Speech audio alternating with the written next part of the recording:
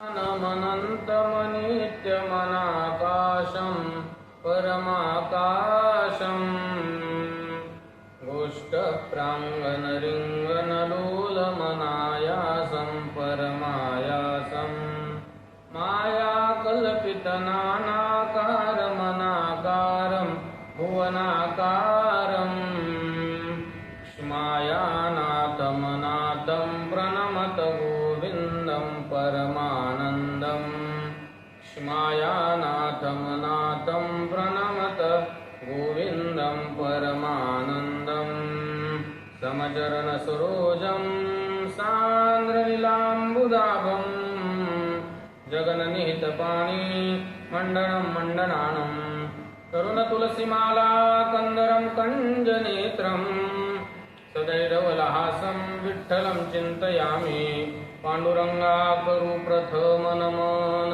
दुसरे चरणा संताचिया त्यांच्या कृपादाने कथेचा विस्तारू बाबाजी सद्गुरु दास तुका। आपलं गरुड पुराणाला प्रारंभ करून 4 भाग झालेले आहेत, म्हणजे आपण 60 ओव्यापर्यंतचा सर्व भाग पाहिलेला आहे। इथून पुढे आपण 61 ओवीपासनं पुढचा भाग काय करणार आहोत या ठिकाणी पाहणार। यास्तव आचारवंते स्नान करोनी तर्पणाते की जे नातरी रुद्राते प्राशिल्या दूषणा सतसे। म्हणून आचारवान पुरुषाने काय करायचे तर आपल्या आंघोळ करून आपल्या पितरांना काय करायचे तर्पण द्यायचे। पहा, आपल्या पितरांना तर्पण देत असताना स्वधा असं म्हणायचे आणि या अंगठ्याच्या भागापासून पाणी सोडून काय करायचे तर्पण द्यायचे। आणि भगवंताला जर काही द्यायचं असेल तर स्वहा म्हणून काय करायचे पाणी द्यायचे। आणि जर आपण आपल्या पितराला स्वधा म्हणून पाणी देत नसू तर आपण रक्त प्राशन केल्याचं पाप लागतंय। की जे नातरे रुधिराते प्राशिल्या दोष पावतसे कंडनशेनादिक पंचसुना याचा दोष असे गहन म्हणून प्रायश्चित्त जाण पंचसुलक्षण यज्ञ निर्मिले। खंडन पेक्षणादी सुना म्हणजे या ठिकाणी 5 प्रकारचं पाप कुठे कुठे राहतं, कोणत्या ठिकाणी 5 प्रकारचं पाप राहतं तर ते आपल्याला या ठिकाणी सांगतात। कोणत्या ठिकाणी पाप राहतं तर एक कांडण्याची जागा। कांडन म्हणजे काय, आत्ताच्या भाषेत जर सांगायचं झालं तर मिक्सर ज्या ठिकाणी असतो त्यामध्ये काय असतं पाप राहतं। का बरं त्यामध्ये पाप राहतं तर सर्वात महत्वाचं कारण आपण मिक्सर मध्ये जे धान्य किंवा काही वाटण काढत असू तर त्यामध्ये किडे रगडले जातात, म्हणजे त्या ठिकाणी एक पाप राहतं। सर्वात महत्वाची पहिली पापाची जागा कांडण, दुसरी जागा आहे दळण। दळण करत असताना त्या गव्हामध्ये ज्वारीमध्ये बाजरीमध्ये काय राहतात किडे राहतात। म्हणून पहिलं सांगितलंय कांडण, दुसरं सांगितलंय दळण, तिसरं सुना सांगितलंय, सुना या शब्दाचा अर्थ होतो पाप, तिसरं सांगितलंय चूल पेटवण्याची जागा किंवा चूल पेटण्यासाठी लागणारी जी लाकडं आहेत सरपण आहे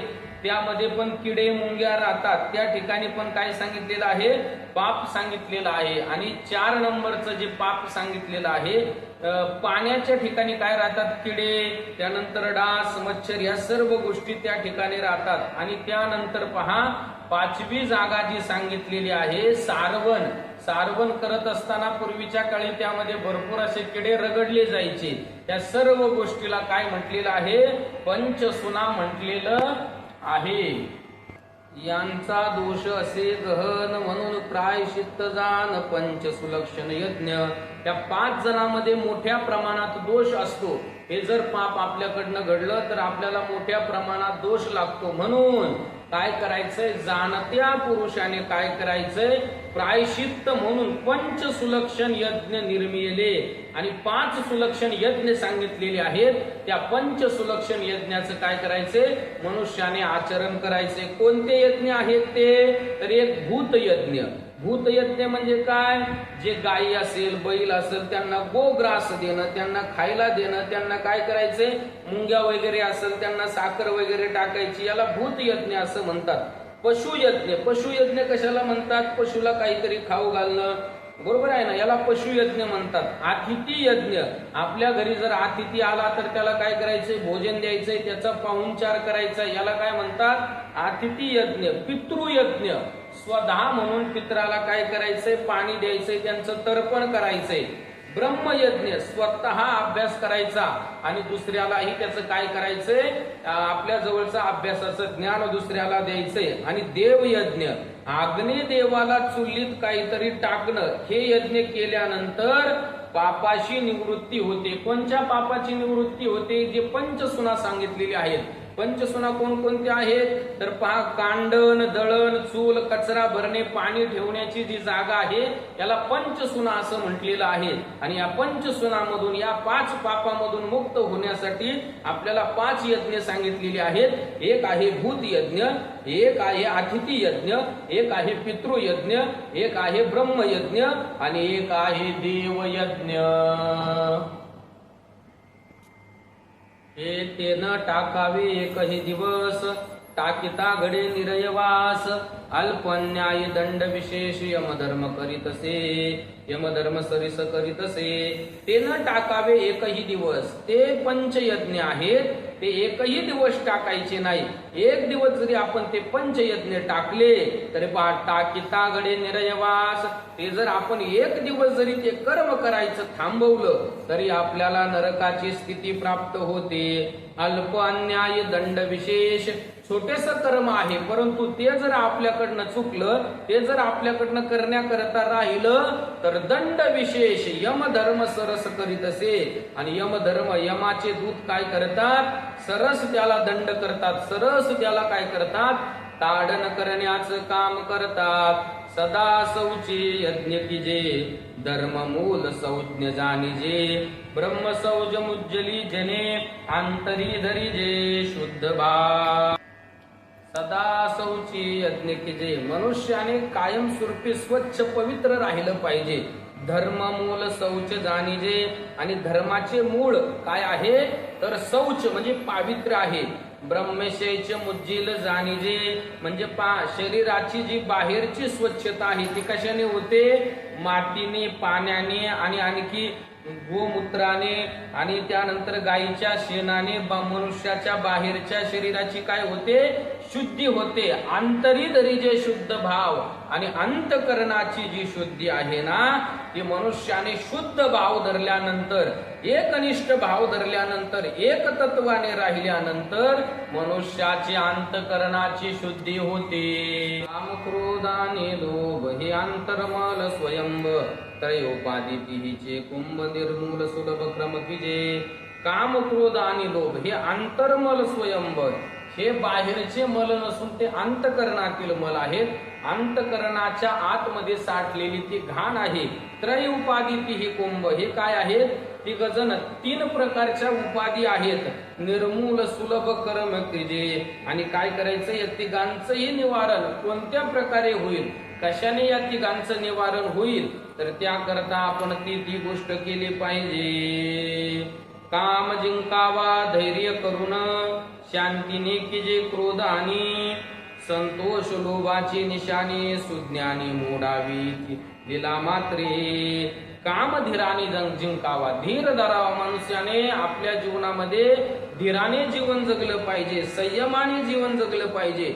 ज्या मनुष्याजवळ संयम आहे, ज्या मनुष्याजवळ धीर आहे, ज्या मनुष्याजवळ साहस आहे, तो मनुष्य त्या साहसाने काय जिंकू शकतो, आपला काम जिंकू शकतो. राग आल्यावर शांत बसावं. मनुष्याने राग आल्यानंतर काय करावं तर शांत बसलं पाहिजे. रागामध्ये, क्रोधामध्ये कोणताही निर्णय जर घेतला तर तो निर्णय आपल्या अपगतीकडे घेऊन जाणारा तो निर्णय असतो. म्हणून मनुष्याने काय करायचं, क्रोध आल्यानंतर शांत बसणं हेच त्याच्यावर सर्वात मोठं काय आहे, औषध आहे. आणि त्यानंतर लोभ भरायचा असेल तर, लोभ आपल्याला काय करायचा असेल, आकळायचा असेल तर आपण संतोष ठेवावा.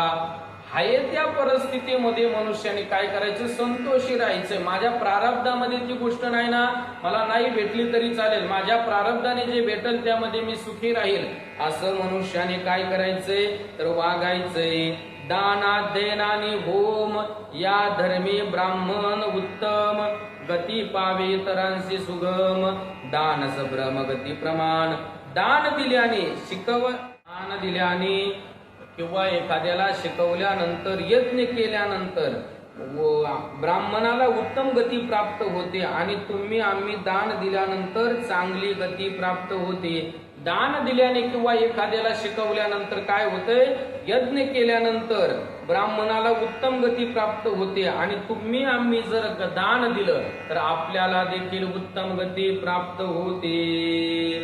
जी पूर्वी केले दान ते नर दरिद्री होऊ, जी पूर्वी न केले दान ते नर दरिद्री होऊन दिनावाने भाकुनी अन्न मागती मिलन होणे गती.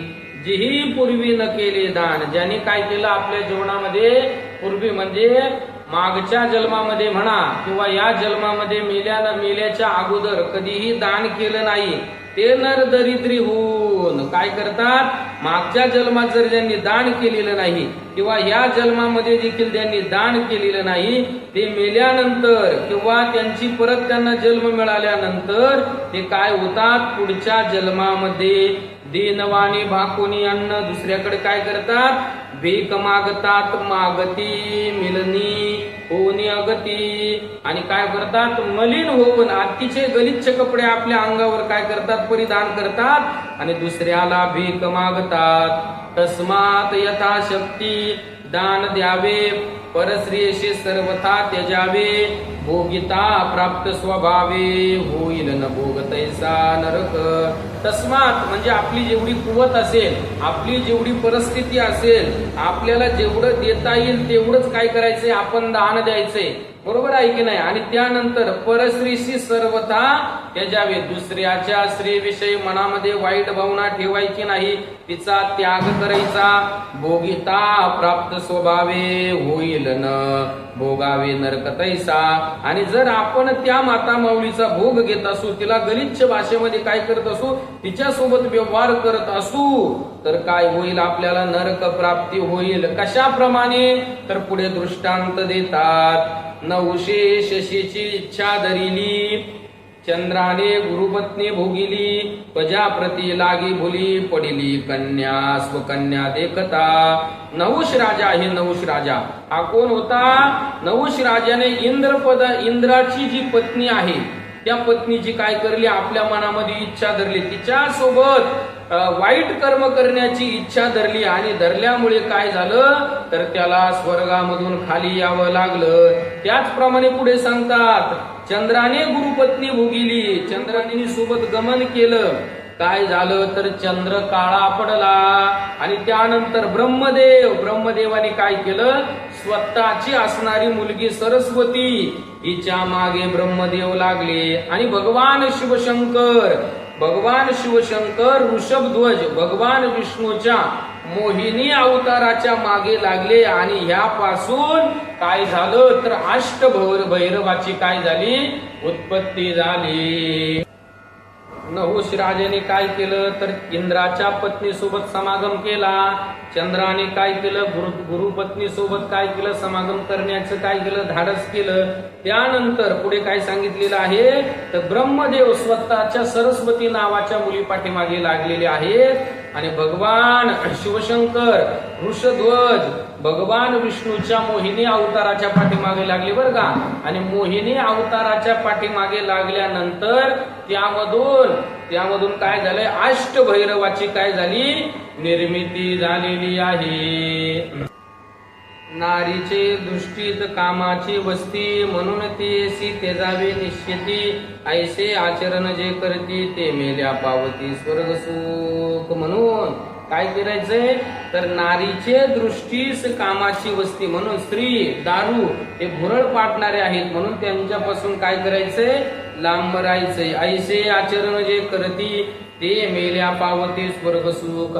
असं जे आचरण करतात दारूपासून माता माऊल्यांपासून जो मनुष्य काय राहतो, मनुष्य दूर राहतो, त्याला काय मिळतं, स्वर्ग सुखाची प्राप्ती मिळते. ऐसे शीतकाळी उष्णकाळी तैसेची कर्म करावे वर्षा काळी, जेणे पावजे सुख नावळी, दुःख जवळी का न लगे कदा. जैसे शीतकाळी उष्ण काळी, पहा शीत म्हणजे पावसाळ्यामध्ये आणि उष्ण म्हणजे उन्हाळ्यामध्ये, तैसे करावे वर्षा काळी. तसंच कर्म कशामध्ये करायचं तर पावसाळ्यात मनुष्याने नीट जर कर्म केलं, उन्हाळा आणि हिवाळा काय जातो मनुष्याचा आरामात जातो, त्याप्रमाणे काय करायचे मनुष्याने. ऐसे कर्म विवेक युक्त, मनुष्य जन्मात जो का पावत, त्याने व्हावे विष्णू भक्त, बहुपाश समस्त तोडावया. ऐसे कर्म विवेकयुक्त, मनुष्याने काय करायचंय विवेकयुक्त म्हणजे काय, स्वतःच्या बुद्धीचा सतत विवेक जागा ठेवून काय करायचंय सत्कर्म करायचे. आणि सत्कर्म केल्यानंतर विष्णू भक्ता वाचुनी प्रसूत, तिज हुनी वंद्या पुत्र उत्तम, यास्तव सर्व अवस्थात धर्म नेमस्त अनुष्ठवा. विष्णू भक्ता वाचुनी प्रसूत, जी माता माऊली विष्णू भक्ताला जन्म देत नाही किंवा विष्णू भक्ताला जी जन्म देते ते माता माऊली चांगली आहे, उत्तम आहे, योग्य आहे. आणि जर एखाद्या माऊलीने विष्णू भक्ताला जन्म दिला नाही, ती वानझोटी जरी राहिली तरी चालेल. तिच्या हुनी वंदे उत्तम सत्य, यास्तव धर्म अवस्थात धर्म नेमस्त अनुष्ठवा. या करता मनुष्याने काय करायचंय विष्णू भक्ताला जन्म द्यायचाय, सत्पुरुषाला जन्म द्यायचाय, चांगल्या मुलाला काय करायचंय जन्म द्यायचाय. अर्थ आणि काम जाण हे अनर्थाचे दोन कारण, ऐसे जाणून मनीषीन रात्रंदिवस विष्णू तेस्तविती. अर्थ आणि काम जाण, अर्थ आणि काम, काम म्हणजे पैसा, काम म्हणजे इच्छा आणि अर्थ म्हणजे पैसा, हे दोन अनर्थाचे कारण, हे आपल्याला संकटात टाकणारे आहेत. ऐसे जाणून मनीषीन, मनीषीन या शब्दाचा अर्थ होतो विद्वान लोक, ते काय करतात रात्रंदिवस विष्णू ते स्तविती. रात्रंदिवस कोणाचं भजन करतात तर भगवान विष्णूचं भजन करतात. आगा पुण्यवंता वैनतया, वा लोकाच्या उपकार कार्या, मज कुशिली प्रश्नचर्या, ती व्याख्या तुझ प्रति सांगतो. आगा पुण्यवंता वैनतया, वैनतया या शब्दाचा अर्थ होतो गरुडा. वैनतया म्हणजे वनितेचा जो पुत्र आहे त्याला वैनतया असं म्हणतात. वा लोकाच्या उपकार्या कार्या, या लोकाच्या उपकारा कार्य करता मज कुशिली प्रश्नचर्या, तू काय केली त्याच्यासाठी मला काय करू लागला प्रश्न करू लागला, ते व्याख्या तुझ प्रति सांगतो, ती कथा मी काय करतो तुला सांगतो. अनुक्रमेची सांगतो तुझ, सावध होनी पक्षीराज, प्रश्नार्थ सर्व समज श्रवण काज धरुनी चित्ती. अनुक्रमाने तुला सांगतो, तू काय कर हे पक्षी राजा सावध होऊन ऐक. प्रश्नार्थ सर्व समज, सर्व प्रश्नाचं काय कर तू समज घे, सर्व प्रश्न काय कर समजून उमजून मला विचार. श्रवण काज धरुनी, आणि अंतकरणामध्ये काय कर त्याचं श्रवण कर. जो धर्मशास्त्र न करी श्रवण, तो न उद्धरे कदा जाण, ऐसे बोलिला श्री भगवान. अध्याय संपूर्ण होता. जो धर्मशास्त्राचं काय करणार नाही, आचरण करणार नाही, धर्मशास्त्राप्रमाणे वागणार नाही, धर्मशास्त्राची जी नीतिमूल्य आहेत, धर्मशास्त्राची जी वैशिष्ट्ये आहेत त्याप्रमाणे तो जगणार नाही, तो न उद्धरे कदा जाण, त्याचा कधीही उद्धार होणार नाही. ऐसे बोलिला श्री भगवान, असे भगवान विष्णू बोलतात. गरुड पुराणा माझारी, पवित्र प्रेत कल्प भारी, गरुडाशी निरूपी श्रीहरी, ऋषीशी सत्रांतरी कथी सूत. आणि गरुड पुराणा माझारी, या गरुड पुराणामध्ये भगवान गरुडाला काय करतात भगवान विष्णू ही कथा सांगतात. आणि त्या ठिकाणी जंगलामध्ये कोण सांगतंय तर सूत मुनी शौनकादी ऋषींना ही काय करतात कथा सांगतात. माधव विनवी कर जोडोनी, मी बोलिला प्राकृत वचन, श्रुते साधुनी नीन पूर्ण, कृपा करून जावे. आणि पाया ग्रंथाचे लेखक माधव विठ्ठल गोड बोले हे काय करतात विनंती करतात, कर जोडून हात जोडून आपल्याला विनंती करतात. मी बोलिलो प्राकृत वचन, मी काय केलो मराठी बोलते झालो, श्रुते साधुनी नून पूर्ण.